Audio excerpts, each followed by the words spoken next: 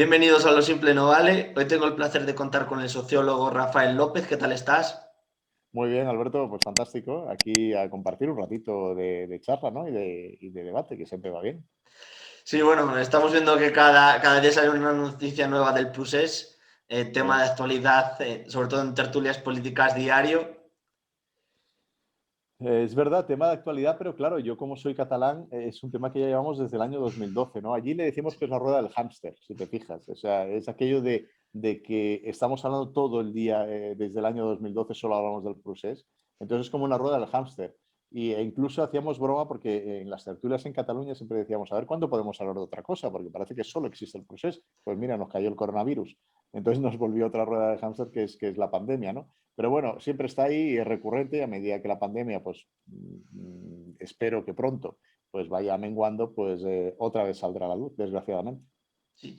Y bueno, y la primera pregunta que te voy a hacer es un poco, y a ver si estás de acuerdo en esta reflexión un poco también, es ¿por qué el conflicto se ha acrecentado tanto en estos años? Y también otra cosilla, que es, da igual quién gobierne en España, que solo ve la parte que se siente español en Cataluña, que no se da cuenta es obvio que hay millones de catalanes o un importante porcentaje de población que no se siente identificado con el hecho de ser español o que quiere independencia. Y luego desde el gobierno de la Generalitat, que solo se preocupan también de ese porcentaje que quieren la independencia, no se preocupan tampoco, desde mi un poco punto de vista, de esa otra parte que no está de acuerdo con ello. No sé si en esto estás un poco de acuerdo. Estoy absolutamente de acuerdo. Es decir, la Generalitat de Cataluña hace tiempo que ha privatizado la Generalitat de Cataluña, incluso la ha externalizado, y ahora te lo explico.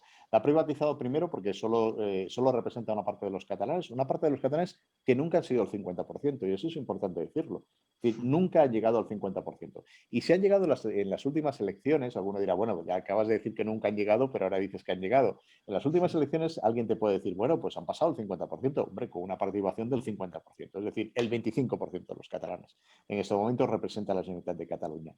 Claro, fíjate que el procés, y eso es muy interesante, en estos momentos lo que ha provocado no solo que no representen a una mitad de catalanes, digo mitad por ser benévolo, para no parecer partidista hacia un lado hacia otro, sino que está representado al 25% de los catalanes porque el 25% restante no votó a partidos independentistas y el 50% restante simplemente no votó. Es decir, los catalanes, si algo nos une es que estamos hartos, estamos cansados. El procés nos ha cansado. A unos les ha cansado porque se lo creían y les han mentido, y a otros nos ha cansado, los que no somos independentistas, porque simplemente estamos cansados que un tema en concreto monopolice todas las tertulias. Además, es un tema que es virtual, ¿no? Es como hablar del sexo de los ángeles, ¿no? Nos podemos pasar todo el día a hablar del sexo de los ángeles, pero al final, hombre, 4, 5, 6 años, como que no, ¿no? Por tanto, yo creo que esa es una reflexión que tenemos que hacer. Es muy importante. Tú dices, ¿por qué se ha incrementado mucho? Se ha incrementado mucho porque ha habido partidos políticos que han hecho cambios interesados. Mira, Convergencia y Unió en el año 2012 no era independentista, nunca lo había sido. Estaban a favor, digamos, teóricamente, yo digo como la izquierda está a favor de la sociedad sin clases, ¿no? Es una cosa muy utópica de cara al futuro, pues que en un momento determinado Cataluña pudiera decidir su futuro, estilo con un derecho de autodeterminación al estilo de los pueblos coloniales, aunque no somos una colonia, evidentemente. Ese era su imaginario, pero a muy largo plazo y digamos que muy difusamente, ¿no? E incluso Convergencia y Unió había sido uno de los actores principales, dos partidos, Convergencia y Unió, de la gobernabilidad de España, es decir, siempre se había implicado en España. Era lo que se conocía en Cataluña como peix al cova, ¿no? que significa el pescado en el cesto, ¿no? Es decir, coger competencias, poquito a poco, recursos de Madrid, del Congreso de los Diputados, del Gobierno de España, para traspasarlos a Cataluña. Bueno, lo que hace un nacionalismo clásico, ¿no? O un regionalismo clásico, está bien, es correcto, y bueno, se hacía así, ¿no? Pero en el año 2012 se produce una cosa, se produce que se comienza a investigar toda la corrupción de Convergencia, sobre todo de Convergencia. De Unió ya había salido algo, pero sobre todo de Convergencia. En ese momento, claro, se ve atrapado Convergencia por dos factores. El primer factor, el factor de la corrupción, es que la corrupción afecta directamente al padre de la criatura, que es Jordi Pujol. Claro, el padre tan venerado que incluso le votaba a gente de muy diversa procedencia. Él sí que conseguía más de un 50% de los votos. E incluso había llegado a obtener unas mayorías absolutas muy abultadas en Cataluña. Entonces, era considerado como ya no simplemente un político más, sino un político de referencia en la construcción de la autonomía catalana, ¿no? Y además había estado en la lucha antifranquista, con lo cual también desde la izquierda se le respetaba. Fíjate, porque eso, a diferencia del resto de España, resulta que tienes un político de centro-derecha en Cataluña que también es respetado por la izquierda porque también había tenido un papel importante en la lucha antifranquista. Con lo cual era un pope, era una figura de respeto. Claro, cuando descubren todo lo que la familia Pujol pues tenía presuntamente, vamos a dejar presuntamente para que ni tú ni yo tengamos problemas legales con el vídeo, presuntamente tenían Andorra y presuntamente había vendido, claro, toda esa figura se cae. Y Convergència, que se basaba mucho en la figura de Jordi Pujol, también cae. Segundo factor, los recortes sociales. Claro, cuando tú llegas haciendo una crítica muy dura al tripartito, que en Cataluña era el PSC, ¿no? Los socialistas de Cataluña, Iniciativa per Catalunya, que era como la Izquierda Unida en Cataluña, y Esquerra Republicana de Cataluña, había tenido una gestión desastrosa y había sido muy criticado y habían ido a la oposición por eso. Llega el centro derecha renovado con Artur Mas y dice: yo voy a solucionar el problema. Lo primero que tiene que hacer es que recortes por todas partes, porque no había dinero simplemente. Con lo cual, ¿cómo huimos de esto? Pues lo que hace el nacionalismo, echar la culpa a Madrid, echar la culpa a España. El nacionalismo Cataluña, siempre que tenía problemas, le echa la culpa a España, porque España nos roba, no son mis palabras, es lo que utiliza, o bien porque Madrid no nos da lo que queremos, etcétera, etcétera. Y a partir de ahí es cuando Convergència se replantea y dice: bueno, ¿qué podemos ofrecer? Porque no podemos sacar nada de Madrid en estos momentos, recuerdan el Peix Alcoba, ya no podemos sacar nada porque estamos en plena crisis económica, con lo cual, ¿qué te va a dar? El pobre Rajoy estaba ahí en Moncloa, que con Montoro cada día repasando, que no le daban los números, y resulta que como no podemos sacar nada, ¿qué decimos? Bueno, pues vamos a inventarnos lo que se llama en Cataluña el dret a decidir, el derecho a decir, que, repito, es el derecho de autodeterminación. Y con eso van. Con eso van porque en esos momentos ven como Esquerra Republicana, el otro partido catalanista, nacionalista, pues le está comiendo la tostada, ¿no? Como decimos. Entonces, y comienzan una carrera. Claro, cuando tú tienes unas élites importantes que te van y que te dicen que el problema que tienen en un momento de crisis económica es que tú estás dando mucho al resto de España y no estás recibiendo el resto de España, que si tú te quedaras todos los famosos 16.000 millones de déficit fiscal, aquí no habría recortes. Claro, eso es algo que se vende mucho a nivel de crisis económica. ¿Qué ha pasado en el resto del mundo, Alberto? Que las crisis económicas han provocado populismos, ¿verdad? Populismos de yo vengo, arreglo. ¿El problema quiénes son? La extrema derecha te decía: el problema son los inmigrantes que vienen, o el globalismo mundial, y mira el discurso que hace Vox en estos momentos. Otros desde la extrema izquierda, ¿qué era? El problema, las élites que nos roban, ¿no? Y el discurso de que las élites nos roban. Pues bueno, ¿qué se inventó el nacionalismo catalán? Pues quien nos roba son las élites políticas de España y Madrid. Con lo cual, ese discurso, claro, en plena crisis económica, para mucha gente lo compró. Lo compró porque dice: nosotros somos más ricos que el resto, con lo cual, si estuviéramos solos, pues todo ese dinero nos tocaría a nosotros. Eso es un factor. Pero yo te quiero decir una cosa, hay que ver muy bien los números en Cataluña. Te decía lo del 50%, porque en Cataluña, si miramos bien los datos, y mira los datos, por ejemplo, lo que se conoce como el Centre d'Estudis d'Opinió, que es como el CIS catalán, ¿no? El Centro de Estudios de Opinión catalán. Si miras cuando haces la pregunta: ¿usted prefiere un Estado independiente o prefiere seguir en España? Es decir, si hubiera un referéndum, en estos momentos, el último barómetro que se ha publicado, el 49% de los catalanes votarían seguir en España y el 44% independiente. Dices, bueno, ahí está, ¿no? 5 puntitos, bueno, ahí está. Pero si tú preguntas, ¿qué forma de Estado prefiere para Cataluña? ¿Una región de España? ¿Una comunidad autónoma de España? ¿Un Estado federado dentro de España, es decir, una España federal y uno de los estados sería Cataluña, o un país independiente? Te baja la independencia al 35%. ¿Eso qué significa? Que hay una parte importante de los catalanes que no son netamente independentistas. Lo que quieren es un cambio de forma de gobierno. O sea, si tú ofrecieras un Estado federal, por ejemplo, en donde Castilla y León se configurara como un Estado federal, en Cataluña como un Estado federal, Andalucía, bueno, como está en Alemania, como está en Estados Unidos, que son países muy fuertes federales, ¿no? Si tú ofrecieras una solución federalizante, tendrías una parte importante de esa gente que en esos momentos te está votando independencia, un 15% de los catalanes, que te pasaría y diría: bueno, nosotros estamos de acuerdo con este Estado federal. Por tanto, respuesta a tu pregunta. Primero, no es cierto que exista esa masa importante de independentismo puro y duro, por decirlo de alguna forma. Cuando haces la pregunta dicotómica, claro, sí o no, solo hay dos opciones, parece que sí, pero cuando amplías las opciones, ves que la opción de remain, ¿no? Como dirían los británicos, de quedarse dentro de España, es una opción muy, muy, muy mayoritaria. Por tanto, yo digo, y eso genera mucha crítica seguramente, que en estos momentos los catalanes no somos independentistas, una amplia mayoría, y que el independentismo neto y puro es un 35%. ¿El problema cuál es? El problema que durante una parte importante de la crisis económica, el populismo en Cataluña tuvo un componente nacionalista importante y un componente nacionalista incluso, digamos, de país rico, en el sentido de que nosotros somos más ricos, por tanto, dejemos al resto de España que nos irá mucho mejor, ¿no? Y esa fue la expresión, es decir, fue una expresión de reacción en contra de una crisis económica que habíamos vivido.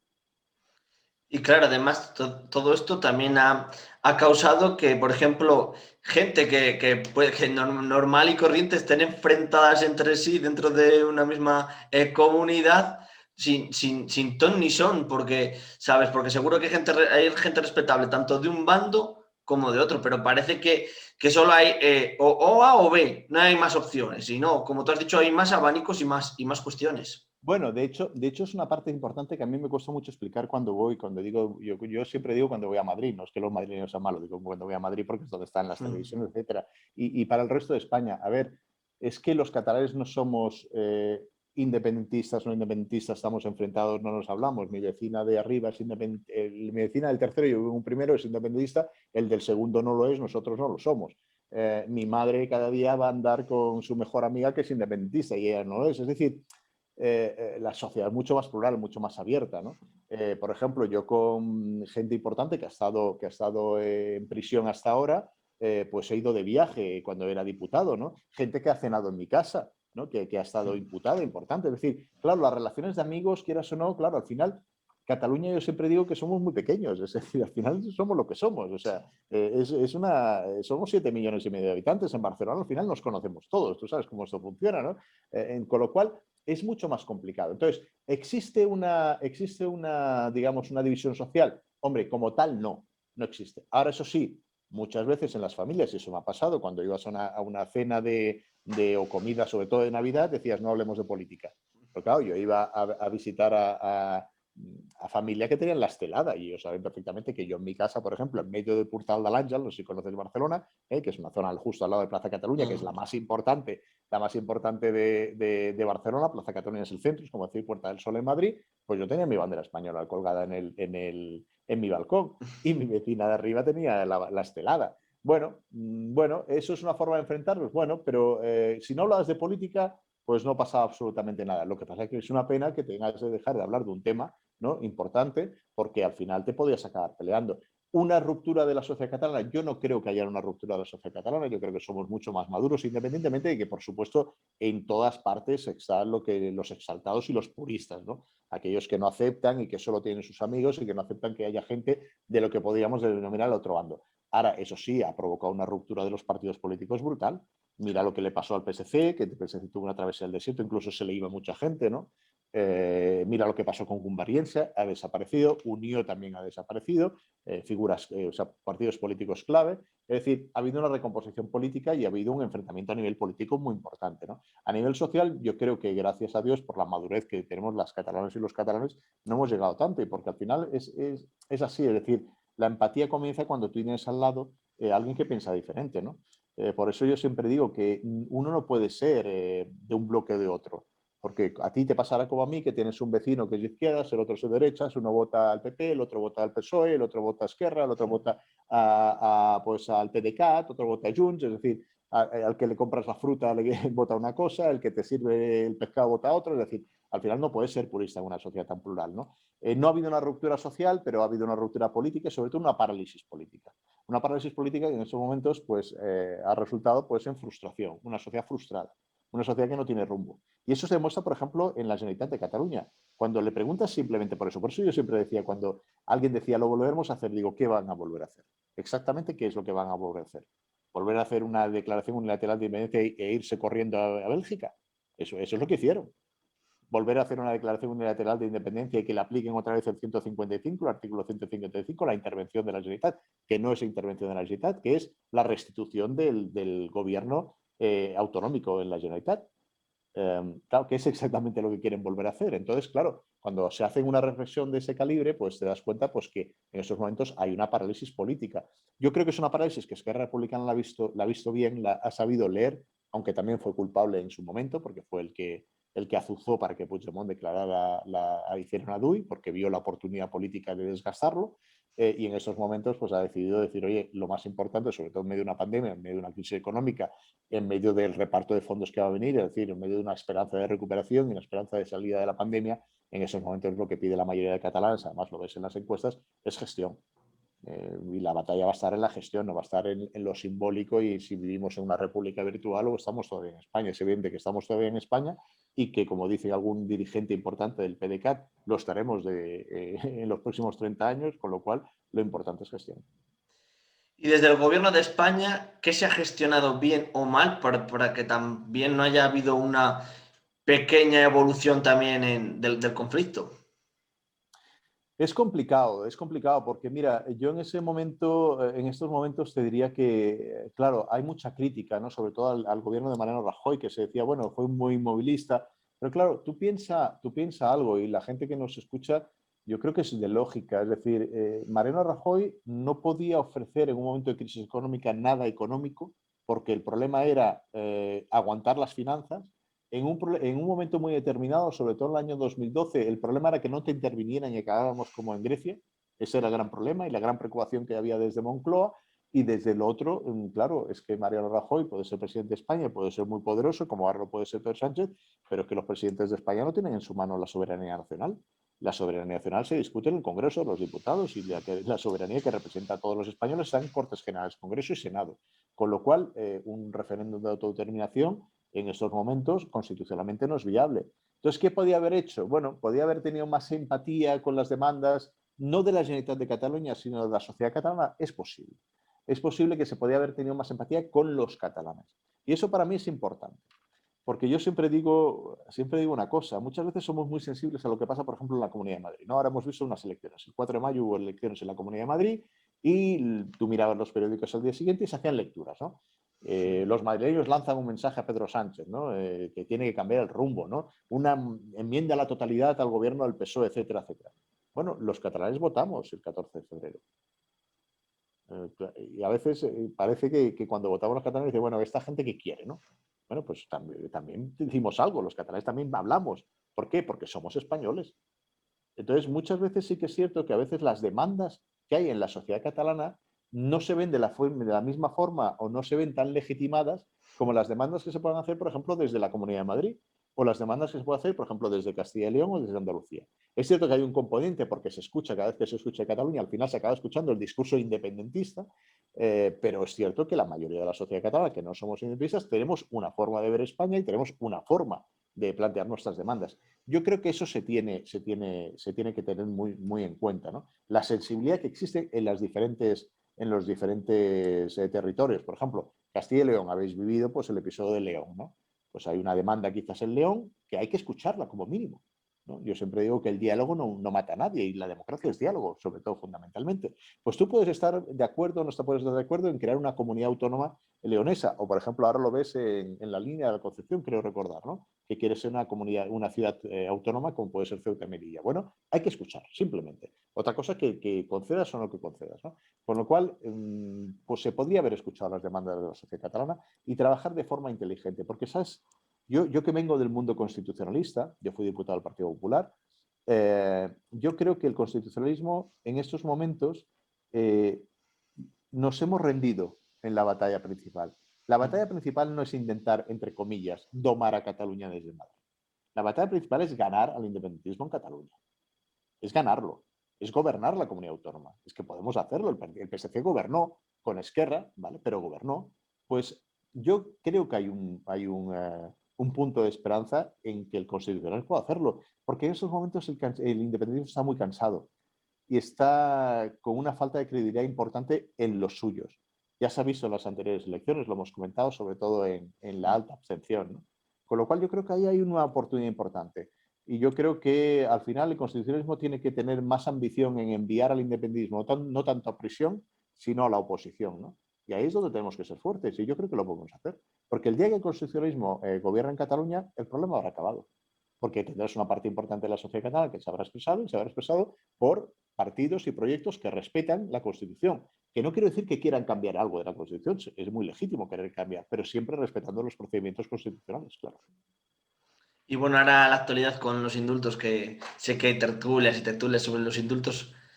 Yo no digo, no vamos a entrar si no quieres no valorar si están bien o si están mal, pero si crees que van a ayudar a que haya mayor comunicación, que parece que sí va a ayudar, pero a que que el conflicto dialéctico se solucione un poco.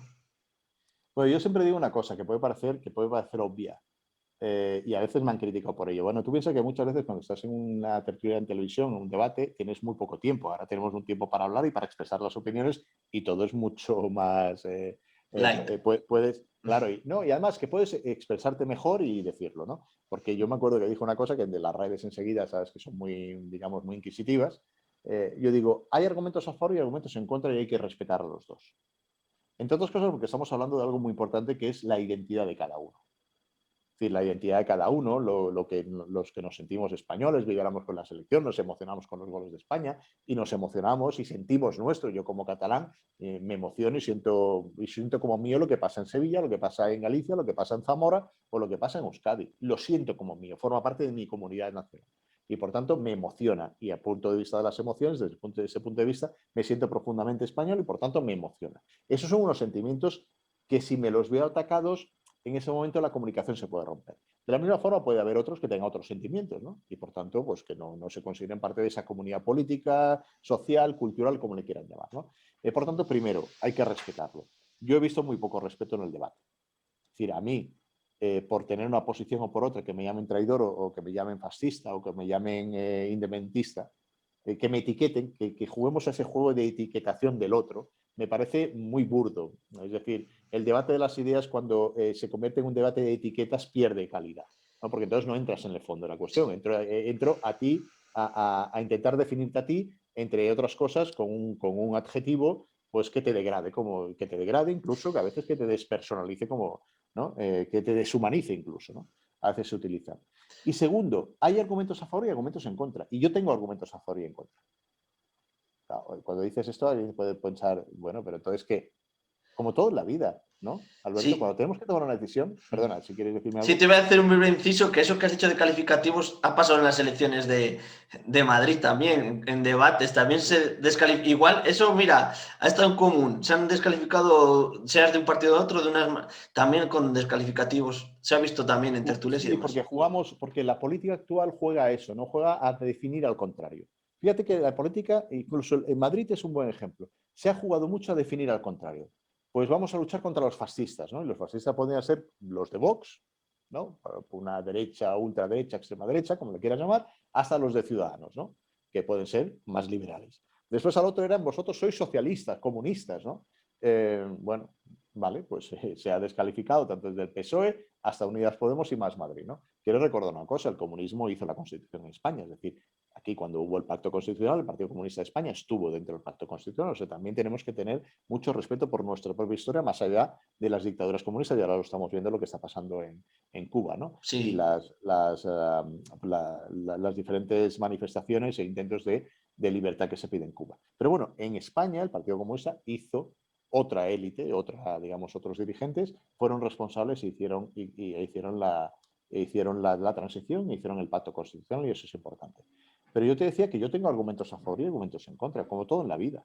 Pero es que yo admiro, te lo digo de verdad, Alberto, admiro a la gente que no tiene ninguna duda absoluta de nada, yo lo admiro. Porque en su vida privada en ser, bueno, ser geniales, ¿no? Les debe ir todo fantásticamente bien, porque si tienen la misma certeza para todo lo que hacen en su vida, pues yo tengo muchas dudas. Tengo muchas dudas y yo creo que este proceso de diálogo nos plantea muchísimas dudas. Yo parto de una base. Yo creo que el diálogo refuerza una democracia. Y yo digo, no te puedes cabrear tanto cuando escucho algunos mensajes, cuando la Generalitat de Cataluña te hace una declaración unilateral de independencia que cuando te dice que quiero dialogar. Hombre, matices tiene que haber, ¿no? Pero cuando te dice estoy dispuesto a sentarme en una mesa de negociación para dialogar y cuando te dice no estoy dispuesto a sentarme y declaro unilateralmente la independencia, hombre, no puedes responder de la misma forma. Con lo cual, cuando alguien te dice quiero dialogar, es la condición básica del diálogo. ¿Eso quiere decir que los indultos son necesarios para el diálogo? Yo creo que facilitan el diálogo. Y por eso al final yo digo, vale la pena. Ahora, eso sí, tenemos que tener un diálogo con garantías. La primera garantía, ¿cuál tiene que ser? El respeto a la Constitución y al Estatuto de Autonomía de Cataluña. Porque aquellos que dicen, no, nosotros somos catalans y no es catalán, o sea, nosotros somos catalanes y solo catalanes y no aceptamos la Constitución, bueno, pero tienes un Estatuto de Autonomía que como mínimo para ti ese tiene que valer. Por tanto, el respeto a la Constitución y al Estatuto de Autonomía. El segundo, que todo lo que se decida sobre España, es decir, todo lo que se decida sobre la soberanía nacional la tenemos que decir entre todos los españoles y, por tanto, tiene que pasar por el Congreso. Eso tiene que estar fiscalizado por el Congreso de los Diputados. Y tercera, que al final todo eso lo van a votar los españoles y las españolas en unas elecciones dentro de 2 años. Con tanto, con esas 3 garantías, ¿quién puede tener miedo al diálogo? Pues yo no le tengo miedo. Eso quiere decir que el Estado, un Estado constitucional, tiene que ser lo suficientemente fuerte como para decir no tenemos miedo al diálogo. Porque a veces yo creo que tenemos un cierto complejo como españoles, una cierta falta de autoestima. Y parece que o imponemos el garrotazo o España se nos va a romper. Mira, España no lo va a romper nadie. Entonces, no es porque los españoles no vamos a permitir que se rompa, o sea, no se va a romper. Con lo cual, oye, dentro de eso dialoguemos, incluso con el más diferente, incluso con el que no quiere ser español, quien no se considera español. Pero eso sí, dentro de las vías constitucionales, dentro del parlamento, de los parlamentos que tenemos y dentro de las mayorías que tenemos. Y sobre todo, que todo lo que se decida sobre España lo decíamos todos los españoles. Eso es una premisa básica y fundamental. A partir de ahí, oye, dialogar y llegar a acuerdos. Y si decidimos pues, hacer un cambio en la forma de Estado, pues se dialoga y se vota. Si decidimos otra cosa, pues se dialoga y se vota y aceptar lo que diga el veredicto democrático, ¿no? Yo siempre digo que un Estado fuerte no tiene miedo al diálogo. Y por tanto, aumentar un poco la autoestima como españoles, ¿no? Y que no pasa nada, que el diálogo se puede hacer y que se puede dialogar con aquellos que creen que León tiene que ser una comunidad autónoma, con los que creen que La Línea tiene que ser una ciudad autónoma, con los que creen que en Cataluña se tiene que hacer un referéndum, dialoguemos con las cosas claras. Con las cosas claras sabemos que si alguien viola la Constitución o va en contra de la legislación, pues se va a aplicar. Se va a aplicar la norma, para eso está el Estado de Derecho y para eso está pues, la garantía federal, que se llama, el artículo de garantía federal, que es el 155. Pero a partir de aquí, bueno, dialoguemos. Si la Generalitat quiere dialogar, podemos hablar. Yo no le veo ningún problema. ¿Pere Aragonés crees que tiene ese perfil para poder dialogar? ¿Qué lo hace diferente de Puigdemont y de Torra? Pues de momento que quiere dialogar. Mira, yo creo que aquí hay una posición. A ver, déjame que te diga que parto de la base que yo soy escéptico. Yo soy escéptico tanto con el presidente Aragonés, el presidente Aragonés, como con el presidente Sánchez. Soy muy escéptico con los dos, porque recordemos que el presidente Sánchez hace pocos días, como aquel que dice, decía que los indultos estaban fuera del Estado de Derecho, que eso es otro problema. Eso es lo que yo llamo que se hemos inaugurado una era de lo relativo del absoluto, ¿no? Pero aquí nos ponemos como cosas absolutas y Pedro Sánchez tiene una gran habilidad para hacerlo, pone sentencias absolutas que después relativiza. Bueno, o es absoluto o es relativo. Es decir, si tú dices que los indultos van en contra del Estado de Derecho en sí mismo, hombre, si los aplicas quiere decir que has ido en contra del Estado de Derecho. No te tienes por qué haber puesto tan firme en un momento determinado. Puedes decir, oye, mira, ahora no se dan las condiciones, cuando se den las condiciones se podrían aplicar. Pero tú dijiste que iban en contra del Estado de Derecho. Después también antes de las elecciones, de las pasadas elecciones, de la repetición, también dijo que él no estaba dispuesto a dialogar y que quería traer a Puigdemont y que quería, bueno, todo lo contrario de lo que está haciendo ahora. Hombre, yo soy escéptico. Si realmente quiere llegar, y vamos a ver si realmente quiere llegar a los 2 años y lo que pueda aportar. Igual que puedo ser escéptico con la gente de Cataluña, con Pere Aragonés. En esos momentos Esquerra Republicana es que le interesa. O sea, en esos momentos tenemos que entender muy bien que Esquerra Republicana está en una lucha encarnizada con Junts per Catalunya. Es decir, aquí hay un espacio, que es ese espacio del 50%, que se están comiendo entre 2 partidos. ¿No? Entre 2 partidos. Y que no acaban de desempatar nunca. Ahora Esquerra Republicana está por delante por un escaño, antes estaba Junts per Catalunya por un escaño y no se acaba de desempatar. Como se saben perfectamente Esquerra Republicana y que en Cataluña hay mucho cansancio, yo creo que ha sido muy inteligente. Decir, oye, vamos a aparcar de momento esto y vamos a intentar gestionar. Vamos a intentar conseguir resultados, que la gente vea que sabemos gestionar económicamente, que sabemos gestionar la comunidad autónoma, ¿no? Y a partir de aquí veremos. Bueno, veamos si es una postura, digamos, realista o lo que están haciendo es una postura estratégica. Yo creo que tienen 2 años. Al final, dentro de 2 años, veremos lo que hay de real y lo que no hay de real. Y veremos lo que da el diálogo de sí y lo que no da el diálogo de sí. Y sobre todo, si tanto unos como otros se mantienen en sus posiciones actuales. Claro, porque lo que hemos dicho, se habla mucho del proceso, pero ¿crees que por ejemplo, valoran las personas y demás la gestión, por ejemplo, del COVID? ¿Por qué esos temas no están en la gestión del COVID, la gestión económica, la educación? ¿Por qué no sé, o por ejemplo, los medios de comunicación no le dan esa importancia a ese tipo de debates, más que siempre solo el proceso? Hombre, yo te diría que sí, que se le da bastante. De hecho, yo creo que no hablamos de otra cosa que de COVID en las tertulias, en los medios de comunicación. Sí, sí que se da importancia. Lo que pasa es que el procés lo que tiene, como otros temas, ¿no? Lo que tiene la capacidad de polarizar la sociedad, ¿no? Y eso es un problema que tenemos actualmente a nivel español y a nivel catalán. Es decir, tenemos una sociedad muy polarizada. Se ha polarizado tanto la sociedad a nivel político, no social, a nivel político, que a un independentista le cuesta mucho cambiar de voto. En estos momentos a un independentista le cuesta mucho votar, por ejemplo, al PSC o al PP o a Ciudadanos en Cataluña. Le cuesta muchísimo. Igual, de la otra forma, a un constitucionalista le cuesta muchísimo votar a un partido como Esquerra Republicana, como Junts per Catalunya, por mucho que a lo mejor el programa que plantean en ese momento pues no sea un programa purista, por decirlo de alguna forma. Y como eso se da en estos momentos, porque lo vemos en los estudios, que hay muy poco trasvase entre digamos, los dos bloques, lo que se hace es se abstienen, ¿no? Yo en vez de ir a votar pues, a un partido constitucionalista porque soy independentista, pues me abstengo. O yo pues, en vez de ir a votar a un partido independentista, pues me abstengo, ¿no? Eso te genera un problema. ¿Por qué? Porque se ha creado una polarización. Esa polarización, fíjate, Alberto, continúa aunque el tema no exista. Y eso es importante. Hemos tenido una pandemia. En Cataluña se ha hablado mucho de la pandemia. Sí, sí. En las elecciones. Sí que se ha hablado. El proceso ha salido, pero no tanto. Incluso la ANC se ha quejado de que el proceso no ha estado tanto presente en las pasadas elecciones. Entre otras cosas, porque claro, el independentismo tiene que contestar una pregunta. ¿Qué va a hacer después de haber fracasado? O sea, el proceso es síntoma de fracaso. Algunos te dirán, no, es un síntoma de que ha habido un aumento, como tú decías al principio, ¿no? Ha habido un aumento de voto independentista, pues eso ya es un éxito. Bueno, pero el proceso en sí, no el independentismo, el proceso fracasó, naufragó totalmente. Con lo cual, claro, si no contestas a la pregunta de qué pretendes hacer, ¿no? Y a la sociedad catalana, el independentismo no ha contestado a la pregunta. De hecho, siempre están dando largas. Bueno, ya quedaremos, hablaremos entre nosotros, que por eso yo siempre digo de broma en las tertulias en Cataluña que la primera mesa de diálogo lo tienen que hacer entre independentistas para ver si se ponen de acuerdo a ver qué van a hacer, porque es que no sabemos qué tienen en mente hacer, ¿no? Y eso también es una garantía para saber que realmente aquí no va a haber ni una declaración unilateral, ni va a haber una independencia, ni va a haber otro referéndum, porque saben perfectamente que no lo pueden hacer. Y es más, saben perfectamente cuáles son las consecuencias de hacerlo.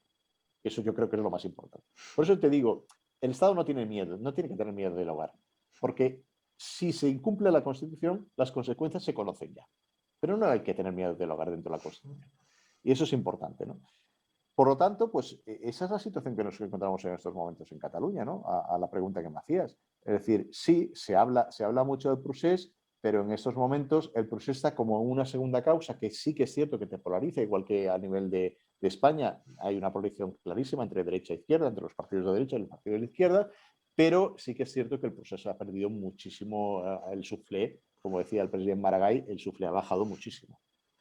Y bueno, ya terminando un poco con la entrevista, también crees que no ha habido, no, vamos, no creo, se ha visto que tampoco por los partidos constitucionalistas allí en Cataluña tampoco ha habido una unión o un proyecto en común para acaparar mayor voto y que no fuera al independentismo o se estuviera gente.